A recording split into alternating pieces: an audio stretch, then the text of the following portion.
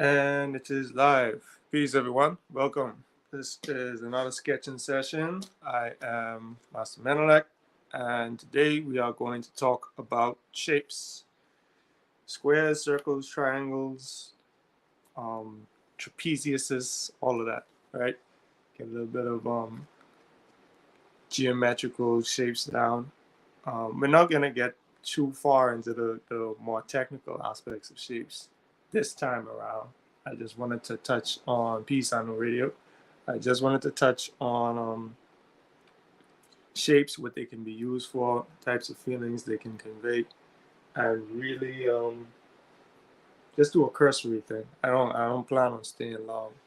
Um, so just a quick recap. We went over a lot of stuff with lines in terms of um, horizontal lines, vertical lines, smooth lines, curved lines, S curves, C curves, zigzag, wavy. Um, what else? Construction lines. All of that. Like you're looking at some construction lines now, right? Oh, peace, little five star. Peace, Yemanaya. Peace, Sovereign Eats. Peace, Sister Baji. Yeah, peace, peace, peace. Welcome, everyone. Yeah, so with shapes, it's you're basically dealing with a line whose path crossed over or connected to its own path, right? So you can have a square or a circle or a triangle, um, and based on various amounts of sides or the various levels of planes, you can create some interesting effects, right? So I'm just going to turn. This is what we did last strong, and notice we just construction lines all day. Construction lines. At the bottom here, you see I started going over a little bit of shapes. You have classic shapes: circle, square, triangle, rectangle, and we can utilize these. Um, since you all noticed by now, I typically draw people. We can utilize these in portraits. We can utilize these um, as basic shapes to help us to get to the more complex shapes, right? So if I wanted to draw, let's say, I don't know, find a clean page. We'll come back to those. Let's say I wanted to draw digital camera, right? Or just a camera. I wouldn't necessarily start off with the lens and all of the sheen and all of the buttons. I would just draw a box, simple box. In this case, it would be a rectangle and a circle, right? And that tells me that there's a box in a circle. Now I can do some other stuff too. Maybe maybe I make this into more of a cuboid shape, right? And all of this is just construction lines. Maybe there's I don't know the last time I saw a camera. Everybody uses their iPhones, but let's say there's that little housing thing for the flash and the lens. And maybe it has a front flash. Maybe the lens zooms out a little, so you get this sort of action, right? And more, I can start to just make it more, complex. Maybe I round out the edges, something like that. Whatever the case may be, I initially had to start off with very simple shapes. We've gone over it a little bit with the Loomis. Oh, I'm sorry. Would you ever start off with a cross and then make quarters? Um, oh, you're making 3D. I'm not sure exactly what you're referring to with the cross and making quarters. Let me know in the chat though, so if it needs. Yeah, let me know. But yeah, that's a camera, right? What if I wanted to draw, I don't know, a car? I may start with cuboid shape again.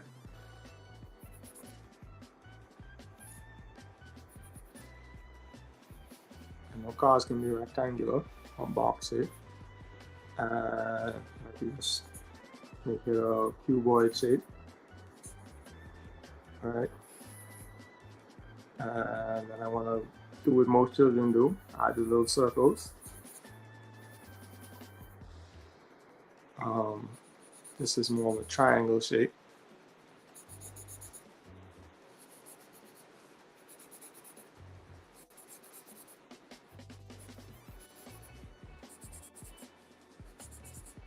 And now we sort of have a car. And all I did was use straight lines, connect them, and a couple of circles. Right? And most people, when they're starting with their sketches, or when they're starting with their drafts, they typically use simplified shapes because it doesn't take up that much time. It's much simpler to erase. You don't feel like you've lost a part of your kidney when you have to erase something that you spent like 2 or 3 hours working on. You know, you put in all the details, but you realize that the structure was off, and now you're gonna start over. You know, which is like the bane of any artist's existence, because all that time, right? So what you do is you start with simple shapes like we've mapped out before when we were practicing on faces, and then you can get the structure of the thing. But understanding the structure of the thing, it requires knowledge of the underlying form, which is what the next element we'll be covering. But honestly, it's super difficult to just deal with shapes in isolation, just like it's super difficult to deal with lines in isolation, because all of these elements are so closely interconnected. It's very difficult to separate them and study them on their own.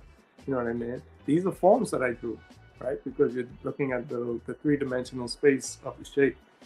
But you can use shapes in very useful ways as well. Even if you're conveying personality, like you will see it in Pixar or Disney or any type of animation or cartoons, they typically utilize the shape of the character to give you an impression of what that character is like before the character even starts moving. You know what I mean? Typically, rounded shapes are the less threatening. They don't move as they don't move in a sharp and threatening manner. You know, they're just like the shape. They're very wavy, you know, very curvy. They go with the flow. They don't put up that much resistance, but at the same time, um, they also redirect very sharp and pointed and direct energy, and they're typically relied on to do so in a very, very beneficial manner. You know, who it benefits is a different question. You can have certain supervillains who look very rounded, but they also have a lot of sharp edges. What's that animated villain? Let's say Mr. Incredible, right? Let's look at the Incredibles. Mr. Incredible has this big boxy upper body, right? And he has a little bitty lower body. And what does that tell us? He can support weight. You know, he has these big arms and tiny lower body. He's not going to be running away. He's going to be standing up and facing his problems. And then he doesn't have this sharp chin. He has a very rounded chin, right? His head it's almost shaped like a bean. You know, because he's supposed to be super strong, he's supposed to be there to protect, and he's almost shaped like a shield, right? And then you have Elastigirl, who has a lot of curves, right? And I just drew the squiggly arms, but she stretches. You know what I mean? She stretches all over the place. So she's not always the most direct. She's going to be coming at you from different angles. You have Dash, who has a big head. Let me see. Big head, almost literally and figuratively. Big head. And very compact frame. So he's not going to be doing a lot of hand-to-hand. Let's see if I can get you all to see this. He's not doing a lot of hand-to-hand, straight-up conflict, right? Even though he has an attitude that's very similar to his own man, which is why you can relate to him. But at the same time, which is why they can relate to each other. But at the same time, he's more of I'll get in and get out, get in, I'll get out. So where his father is like a bulldozer or a rocket launcher, he's more like firecracker. You know, he pops, gets in, gets up, gets in, gets up. Right, and all of this comes from just their design, and their design really, even though it's a 3D movie, it originally came from shapes, right? And that lets you know what type of how they even deal with conflict, right? Samuel L. Jackson's character, Lucius Frozone, he does not look like he's built to fight anyone. Small limbs, super lanky. He has like the upside down triangle frame, so you can see the masculinity there, right? But at the same time, you know he's using skill. He's not gonna come at you and throw a bunch of. He's not gonna be throwing hands with you, although his upper body shows that he could if he wants to. But he would prefer to just fight at a distance, right? So this is what you would call a zoner or frozone, or someone who fights from long distance. This is someone who would rather get up and personal. This is someone who can hit you from an unexpected angle. This is someone who is small, but it doesn't matter because you can't catch it before he does damage, right? Even with Violet, I don't even feel like I need to go into it with her. But her character design shows that she's not doing a lot of fighting. She's very small and delicate. She's almost invisible. She's so thin. She's almost invisible. She even has the hair that covers everything. I know you can't see it. No, I'm covering up stuff. But she has the hair that covers up everything. So right there, you already knows that she's used to hiding. She even uses her hair to hide her face, right? She's always disappearing. And her attitude shows that she always has this wall up around her. So the circle, again, is used to redirect energy, right? In a way that's beneficial. All right. All of these little character design tricks, they show you the usefulness of shapes. So I am going to have a clip play right now, and it shows how you can utilize lines to make shapes, which it's the only way you can make a shape. But how lines can be used, like straight lines, geometric lines, can be used to make shapes. We won't get into geometry that much this session. We'll go into it a little heavier next session. All right. But without further ado, willfully I stalled long enough for a smooth transition, for the technician in the back.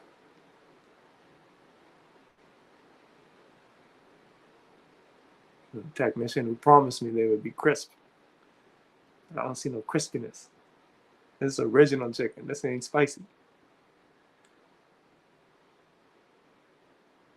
Nothing. All right, then I'll move on.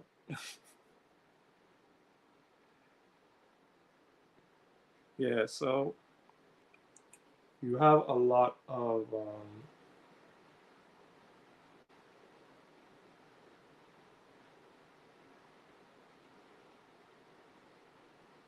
hold on. I'm getting a lot of technical difficulty, smoke signals in the background. All right, so we'll get to it. We'll skip it and get to it. But yeah, those shapes are important. And we can also see from our previous examples that you can use your shapes to help you to create very useful and helpful. You can use lines to make very useful and helpful construction lines. This will help you with your structure because, like I was saying before, when you have an underlying structure, you have to make sure that that is straight before anything can be laid on top of it, right? So we have the front view of the face and we have the front view of a skull. So I can't just draw eyes and ignore the fact that those eyes sit inside of a socket, or I can't draw a nose, but draw it in a way that makes you feel that the nose is super stiff and it's not mostly made of cartilage, which it is, because it's only so much bone there. Even with your jaw, the person has to be able to open their mouth and talk. You could draw a little cute mouth, but what's the use? Even with the shape of the skull, you can see the sides of the head and how the shape of the skull in the back is much wider than um, the facial structure is in the front, right? So if you look from the side, you can see even how the head is not completely round, which we'll get into in a minute.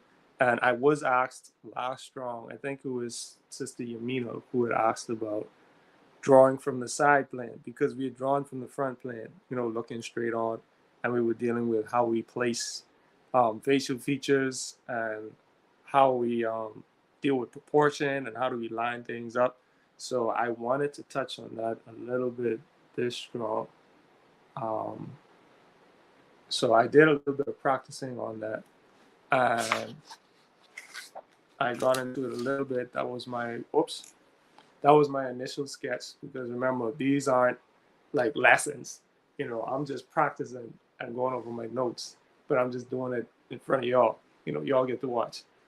But this was another result of me trying to do it from scratch. Because this was the first one you saw was me doing it while watching the video by Alfonso Dunn, who I mentioned last strong. The link was in the description of the last video, so you can check that out. And after that, I went more into what's known as the Loomis method, right? It's by, I don't know if you guys can see this. Yeah, I think I'm writing deep enough. Andrew Loomis, right? He created the Loomis method, where he would basically take a circle, right? And that circle is meant to represent the cranium, that cranial mass that I had shown with the image of the skull. And then from there, he would say, okay, your head isn't a perfect circle. Just like if you're looking on the front view or the side view, it's not a perfect circle, right? So there's like a cutoff point on each side that prevents it from being a complete circle. And that cutoff point can be represented like so, right? And we'll get into exact measurements. But that cutoff point just lets you know, okay, this person is facing us directly. I can even draw a center line there, like we were talking about. You can draw the chin, nose, eyebrows, something like that. Connect the jaw and make the face, right? Draw the lips, draw the eyes, hairline, and I can just separate the face into better proportions than I did just now, loosely. But it's a much better way to, or a much quicker way to just lay down that structure of the head, and then you can go in and add your features and shape the head however you want to, based on the person or the subject that you're drawing, because no two people's heads are shaped alike. They may be similar, but they're rarely the same. And we have to be cognizant of that whenever we're using any type of method or technique, because they're there to make the job easier, but they're by no means a cheat code that prevents you from using your own observational skills and actually making intelligent decisions and judgments. Okay, so that was a mouthful, but I think technician is ready, with this video talking about lines. And after we play that, we'll get into a little bit more of the Loomis method and how we can combine shapes and lines to make some better, more coherent forms.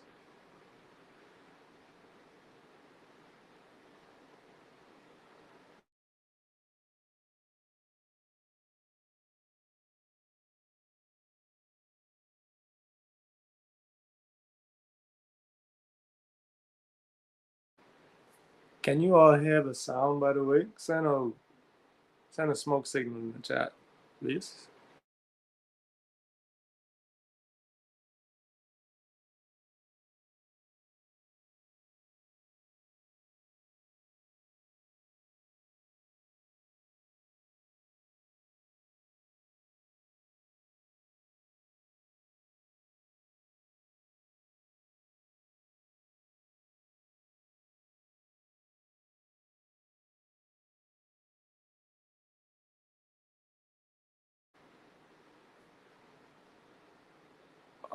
Okay, pause.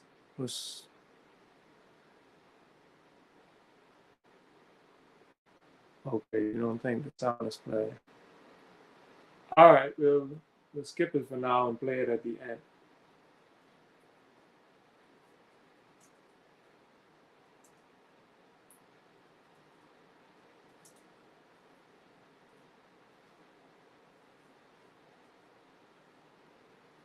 Okay, so since we're skipping that, moving on once again.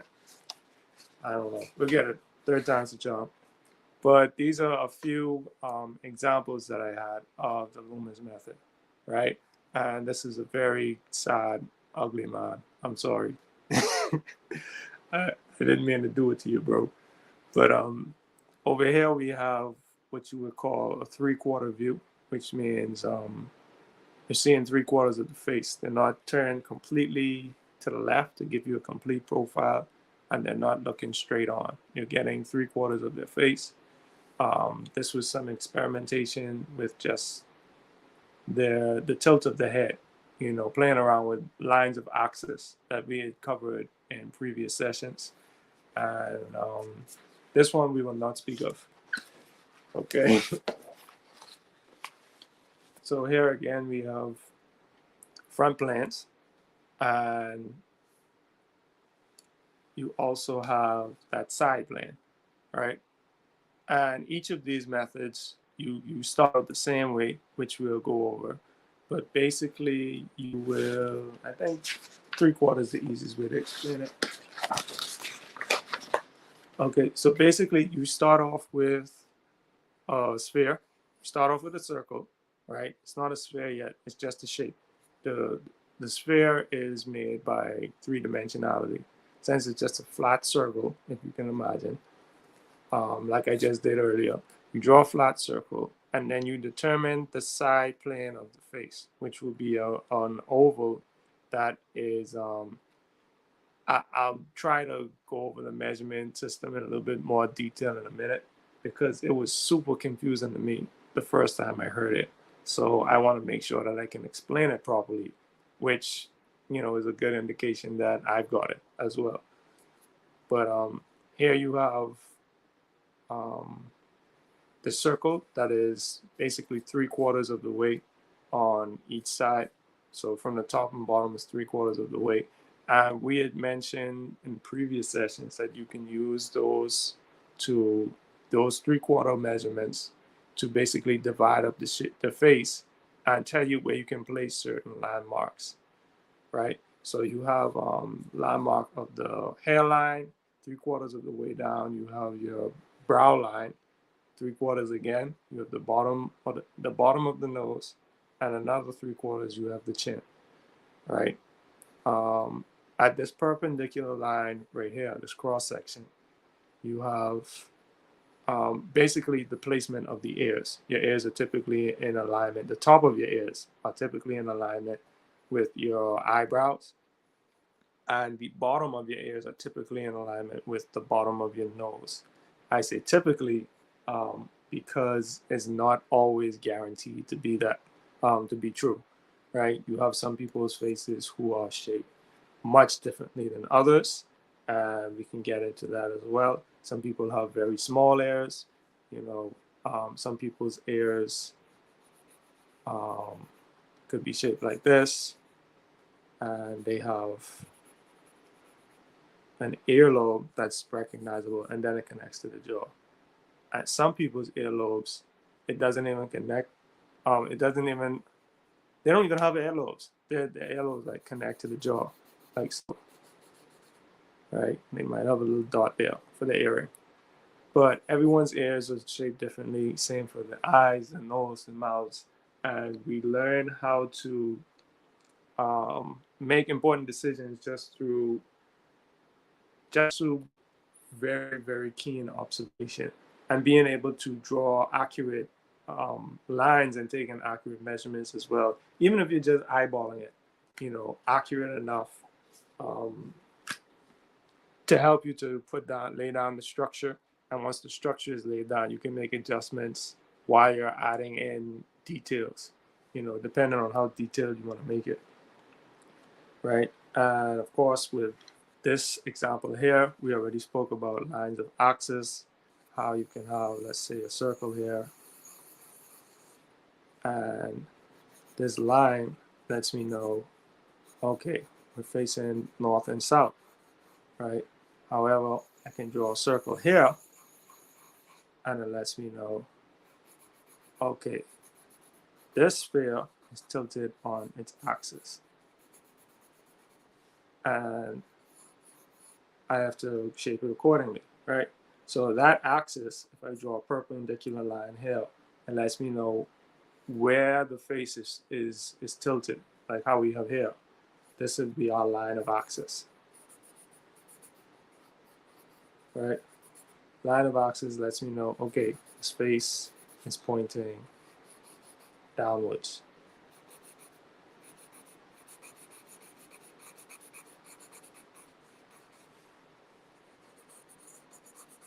Right? I kind of think of a tire wrench when I look at this. But yeah, those are where you can use your lines of axis. Here is a side view, which is kind of different. We'll go through each view very briefly. And by the way, if you want to join in, you can definitely join in. Okay, so the video's been revamped. We're gonna try this again. Okay, so we're gonna try to present it and play this video for you all, and hopefully you'll be able to see it once we play it this way. Okay, so whenever you're ready, backstage, you can take it away, and then we'll go to these two styles. And if you wanted to join in, the link is in the chat. In Islamic culture, geometry is everywhere. Join in, get your supplies You can find ready it in while the mosques, madrasas, palaces, and private homes. This tradition began in the 8th century CE, during the early history of Islam, when craftsmen took pre-existing motifs from Roman and Persian cultures and developed them into new forms of visual expression. This period of history was a golden age of Islamic culture, during which many achievements of previous civilizations were preserved and further developed, resulting in fundamental advancements in scientific study and mathematics. Accompanying this was an increasingly sophisticated use of abstraction and complex geometry in Islamic art, from intricate floral motifs adorning carpets and textiles to patterns of tilework that seemed to repeat infinitely, inspiring wonder and contemplation of eternal order. Despite the remarkable complexity of these designs, they can be created with just a compass to draw circles and a ruler to make lines within them. And from these simple tools emerges a kaleidoscopic multiplicity of patterns. So how does that work? Well, everything starts with a circle. The first major decision is, how will you divide it up? Most patterns split the circle into 4, 5, or 6 equal sections, and each division gives rise to distinctive patterns. There's an easy way to determine whether any pattern is based on 4-fold, 5-fold, or 6-fold symmetry. Most contain stars surrounded by petal shapes. Counting the number of rays on a starburst, or the number of petals around it, tells us what category the pattern falls into. A star with 6 rays, or surrounded by 6 petals, belongs in the 6-fold category. One with 8 petals is part of the 4-fold category, and so on. There's another secret ingredient in these designs, an underlying grid. Invisible but essential to every pattern, the grid helps determine the scale of the composition before work begins, keeps the pattern accurate, and facilitates the invention of incredible new patterns. Let's look at an example of how these elements come together. We'll start with a circle within a square and divide it into 8 equal parts.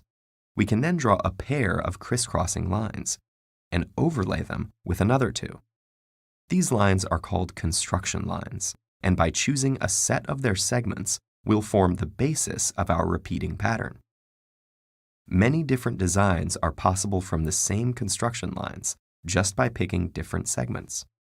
And the full pattern finally emerges when we create a grid with many repetitions of this one tile in a process called tessellation. By choosing a different set of construction lines, we might have created this pattern, or this one. The possibilities are virtually endless. We can follow the same steps to create 6-fold patterns. By drawing construction lines over a circle divided into 6 parts and then tessellating it, we can make something like this. Here's another 6-fold pattern that has appeared across the centuries and all over the Islamic world, including Marrakesh, Agra, Konya, and the Alhambra.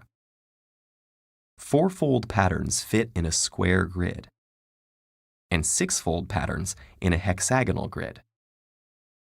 5-fold patterns, however, are more challenging to tessellate because pentagons don't neatly fill a surface. So instead of just creating a pattern in a pentagon, other shapes have to be added to make something that is repeatable, resulting in patterns that may seem confoundingly complex but are still relatively simple to create. Also, tessellation is not constrained to simple geometric shapes, as M.C. Escher's work demonstrates. And while the Islamic geometric design tradition doesn't tend to employ elements like fish and faces, it does sometimes make use of multiple shapes to craft complex patterns. This more than 1,000-year-old tradition has wielded basic geometry to produce works that are intricate, decorative, and pleasing to the eye. And these craftsmen prove just how much is possible with some artistic intuition, creativity, dedication, and a great compass and ruler.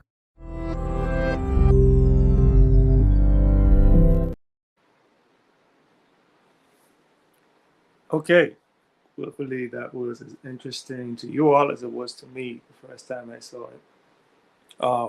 Yeah, Sovereignty, it was super cool.